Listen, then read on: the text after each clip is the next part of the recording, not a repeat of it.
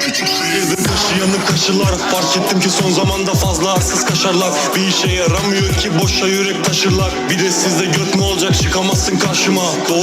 Doğru bildin, asosyalim ben, inemem dağımdan. Bir gün benim her şekilde vurursanız darılmam. İstediğin kadar dene, öyle kolay dağılmam. Anlamıştım en başından, sahte geldi kadınlar.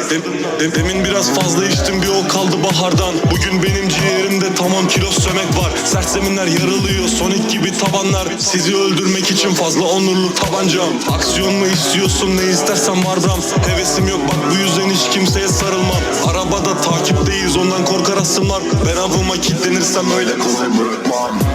Sizi öldürmek için fazla onurlu tabancam. Sak öyle kolay. Çıkamazsın karşıma.